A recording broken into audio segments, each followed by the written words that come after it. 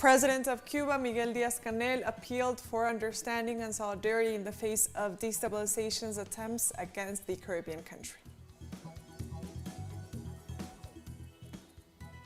African leaders gather in Abidjan to plead with the World Bank for new aid plans to finance their economic recovery and better access to vaccines against COVID-19.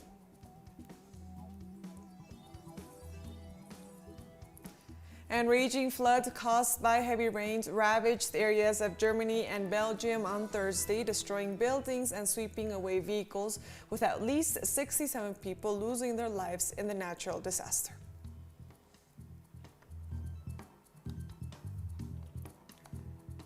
Hello, welcome to TeleSUR English. I am Estefania Bravo from the headquarters of Quito in Ecuador. This is from the south.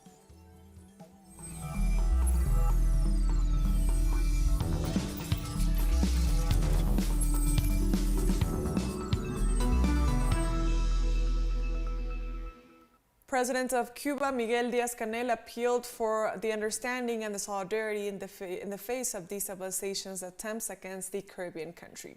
The Cuban head of state referred to the fact that the current situation is complex due to the different contextual elements involved and that demands the determination of Cubans to overcome these difficulties. Díaz-Canel also reiterated that the country is facing a slander campaign as a result of a massive media campaign.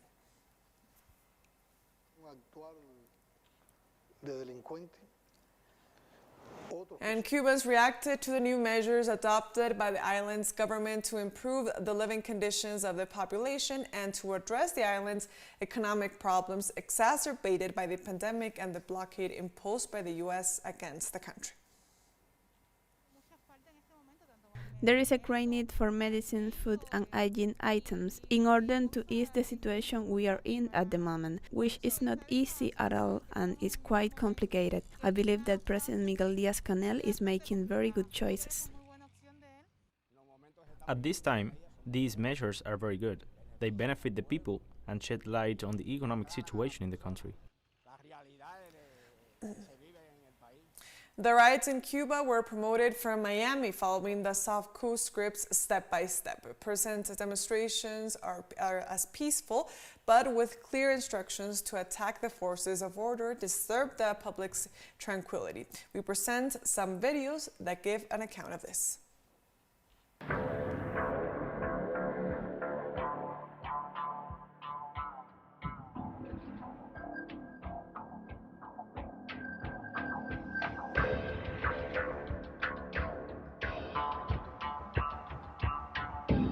Vamos a atacar los hoteles, las tiendas, estaciones de policía, a los carros policía que ustedes puedan derribar, que puedan tumbar, que puedan eso. Denle en candela, pero en el medio de la calle. Pínchenle la goma también. Porque tú que estás sentado ahora en tu casa, quizás lo que necesitas es una chispita para salir, para hacer video, y producto a ese video, a esa motivación que tú tienes, la otra persona que te ve tu video, que te ve en la calle, se motiva y lo hace y es una cadena.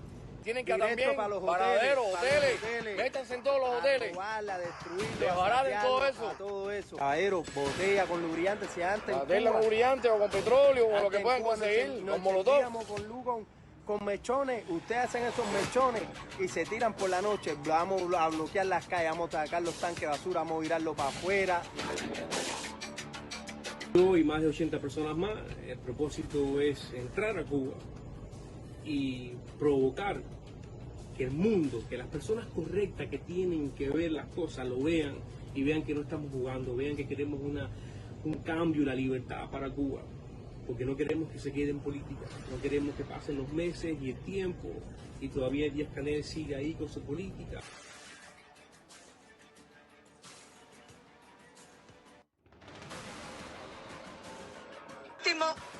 Noticia de última hora.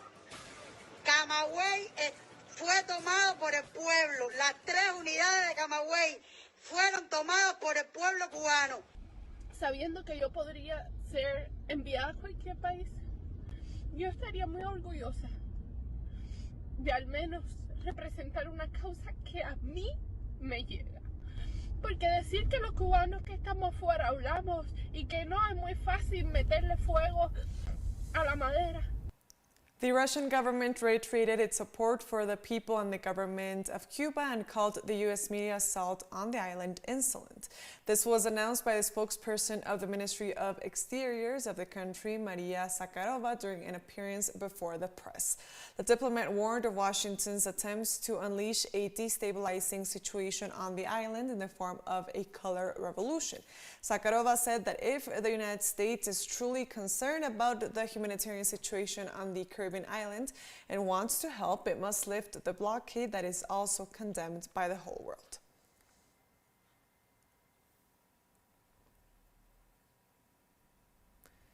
Haitian National Police moved forward in the investigation of the assassination of President Jovenel Moïse with the participation of the U.S. FBI and other foreign experts. The director of the National Police of Haiti, Leon Charles, said that the investigation is well advanced and explained the degree of relationship between those already captured and those who are still fugitives. He also informed that in recent hours, 2 persons were detained, identified as Gilbert Dragon and Reynaldo Corbington. This brings the total number of detainees to 23, of which 18 are Colombians and 5 are Haitians. He also stated that contrary to what has been reported by the international media, the information gathered so far does not reveal any link between the Haitian Prime Minister Claude Joseph and the crime. I already say no. There's no bonding. There's no bonding. And why do you think they are doing it? Well, manipulation, but no linkage. Pero no hay ningún tipo de kind of linkage or something within the research. Nothing so far. Nothing so far. In Colombia, the Special Jurisdiction for Peace indicted 2 colonels and 13 military personnel for 127 murders and 124 disappearances in the Caribbean region. The justice institution has indicted for war crimes and crimes against humanity another 15 members of the army belonging to the Popa Battalion in Valledupar. The Special Jurisdiction for Peace found once again patterns of macro criminality in the actions of the army and the alliances with paramilitary groups in order to attract innocent young men and kill them so as to present them as guerrillas and thus manipulate the figures of deaths in combat and obtain rewards and incentives from their superiors.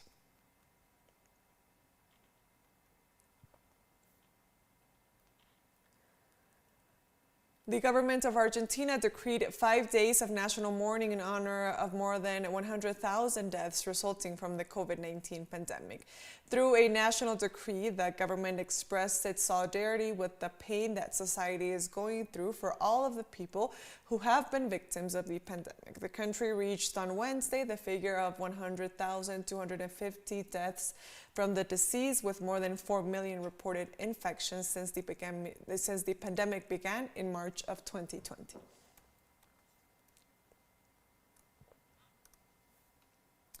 We're taking our first break now. Join us again after this, but don't forget to follow me on my Twitter account at @TeleSUR for more. Stay with us.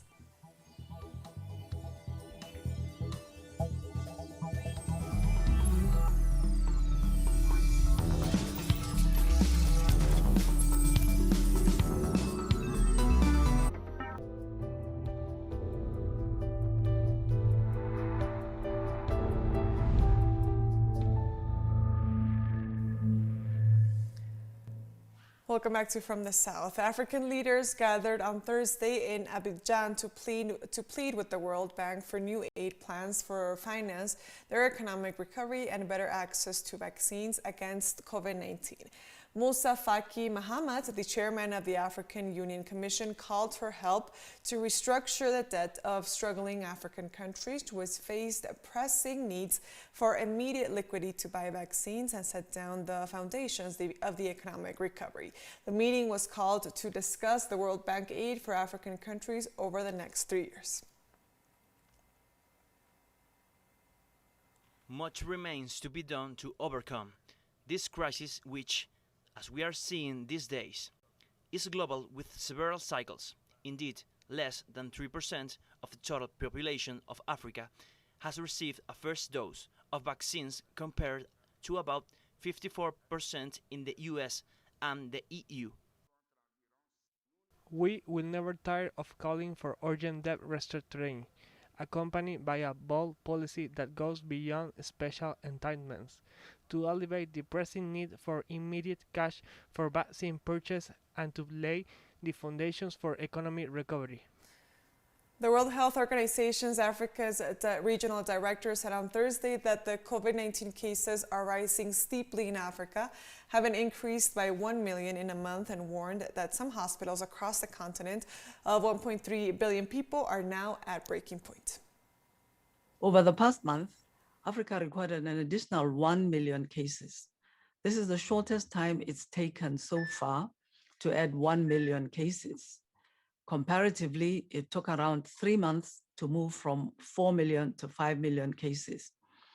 This COVID-19 resurgence is the fastest a continent has seen. New cases have increased for the 8th consecutive week, and 18 African countries are now in resurgence. The Delta variant, which is currently the most transmissible of all the variants, has been detected in 21 countries in Africa. There is a consistent upward trend in 12 countries, with sharp increases in some, such as Algeria, Malawi, Senegal, and Zimbabwe.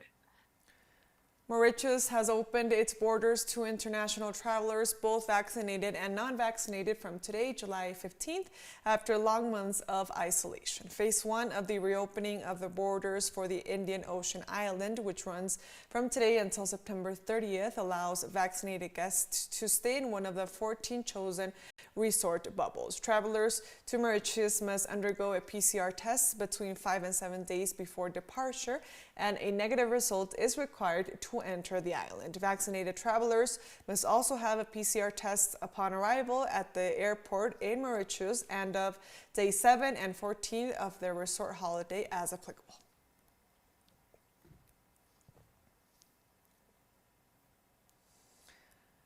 In Spain, official figures indicate that the number of people in severe material lack has grown 50% over the past year. This indicator is reported by the Living Conditions Survey of the National Institute of Statistics, published this Thursday, and shows that poverty in Spain soared after the COVID-19 pandemic. The risk of poverty rate reached 26.4%, the highest figure in recent years.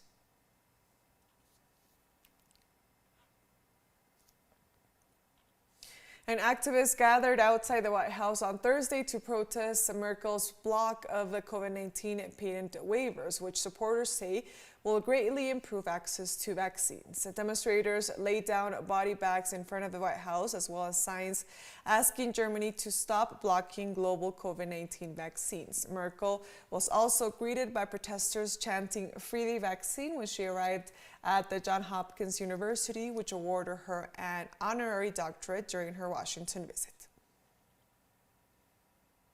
And we have protesters here who've laid out body bags representing the global COVID-19 deaths since a waiver was first proposed at the World Trade Organization that would greatly expand COVID-19 vaccine production all over the world. And the symbolism really here is that delay equals death. Likewise, German Chancellor Angela Merkel arrived at the White House ahead of a bilateral meeting with U.S. President Joe Biden. During the meeting, the diplomats discussed the controversial Nord Stream 2 pipeline, which is set to funnel Russian natural gas to Germany. Climate change and COVID-19 vaccines were other items on the agenda.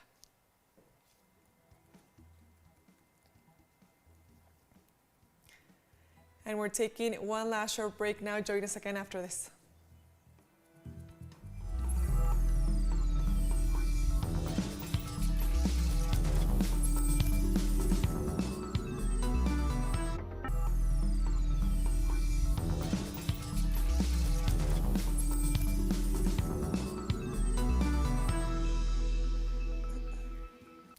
Welcome back to From the South. Raging floods caused by heavy rains ravaged areas of Germany and Belgium on Thursday, destroying buildings and sweeping away vehicles, with at least 67 people losing their lives in the natural disaster.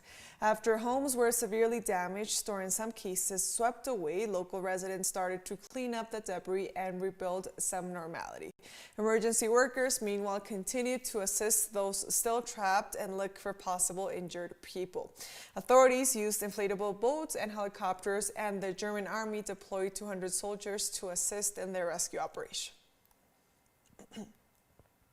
The R is a tiny stream, you know. It usually only comes up to 50 to 60 centimeters. A completely harmless river. Nothing. Really, that's why people were taken by surprise. It is 4-5 times as much water in its current state, and last night was just madness. The bridge was pulled up, still in time. You can pull up the footbridge over there. We got to safety, but then something between 8 and 12 cars came floating down the R, and at some point the bridge was gone. The European Union released the groundwork for its transformation to combat climate change with a set of proposals which consider the end of the commercialization of cars with combustion engines by 2035. The plan aims to help achieve the goal of reducing at least 55% of carbon emissions by 2030. To this end, the EU bloc of 26 countries will gradually introduce environmental requirements on automobiles that will promote the phase out of the gasoline and diesel engine models from 2035 onwards. The plan also includes a proposal to gradually task fuel used on flights within the European Union starting in 2023 with the aim of forcing a reduction of emissions in the sector.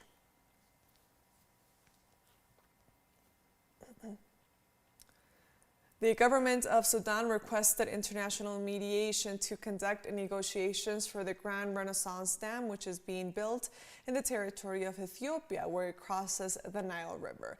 The Sudanese Minister of Irrigation, Yasser Abbas, urged the U.S. government and the U.S. Security Council to intervene at the negotiating table over the disputed share of the dam project. The Sudanese official referred to the talks he held with the European Union envoy for the Horn of Africa, Annette Weber, on the Grand Renaissance Dam crisis, and reiterated his country's position in calling for an effective mechanism to maintain the negotiations between Sudan, Ethiopia, and Egypt.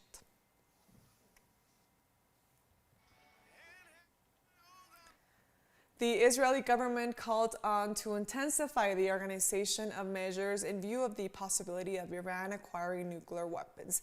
The Israeli Defense Minister Benny Gantz asked the executive to intensify the accumulation of forces, adapt the plans and capabilities considering that Iran represents a threat if it manages to acquire a nuclear weapon. The official asked the government to allow the security services to maintain military superiority, to guarantee its existence, and to promote peace.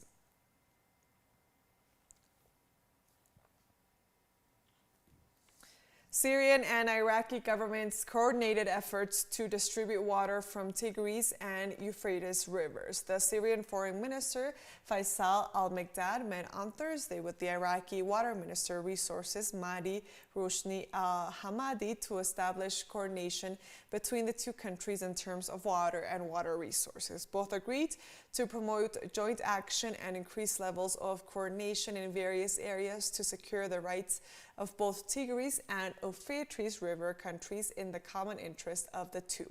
In this sense, they indicated that they will work to achieve an equitable distribution of water between the state where the rivers originate and the two countries that cross under the laws and the international agreements signed.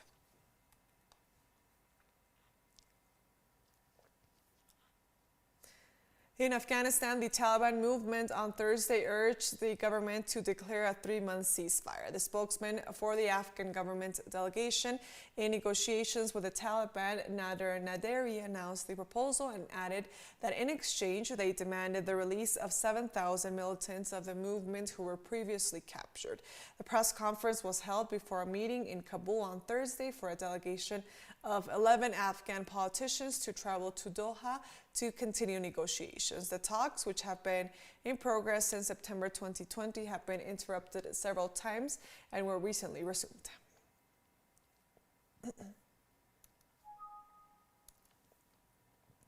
And with that story, we've come to the end of this news brief. But remember, you can find these and many other stories on our website at telesurenglish.net.